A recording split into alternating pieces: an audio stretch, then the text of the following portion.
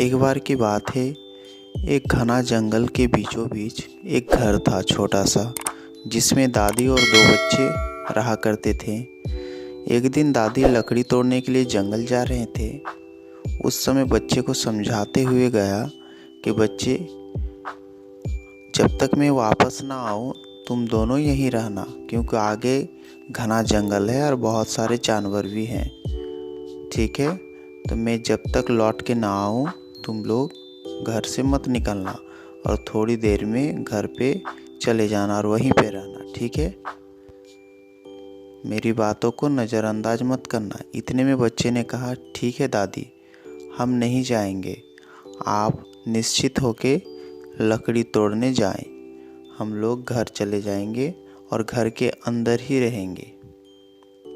दादी ने उन दोनों पे विश्वास कर लिया और वो लकड़ी तोड़ने के लिए जंगल की ओर चली गई। इतने में जैसे ही दादी जंगल की ओर चली गई, बच्चे ने पहले से ही सोच रखा था कि दादी जाएगी और हम लोग जंगल की ओर घूमने जाएंगे। वो लोग दादी का बात को नहीं माना और जंगल की ओर चले गए। कुछ दूर जाने के बाद उन्हें लगा कि हम लोग बहुत जंगल के अंदर आ चुके हैं। इतने में ही एक बाघ वहाँ पे आ गई और चलकर आया और वो दहाड़ने लगा ज़ोर ज़ोर से।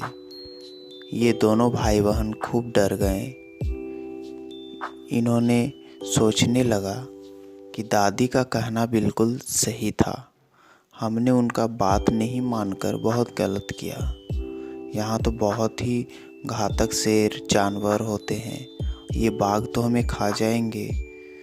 वो दोनों बहुत ही घबरा गए। जैसे ही बाघ उनकी ओर आने लगी, धीरे धीरे अब दोनों चिंतित हो गए और लास्ट में थोड़ी सी हिम्मत जुटा के बोले कि चलो भागो, जो होगा देखा जाएगा। और बाघ भी उनका पीछा करने लगा। कुछ ही देर में वो अपने घर में आ गए और दरवाज़ा लगा दिए। उसके बाद बाघ भी वहाँ तक पहुँच गया और दहाड़ने लगा ज़ोर ज़ोर से। इसीलिए हमें बड़ों की बात माननी चाहिए।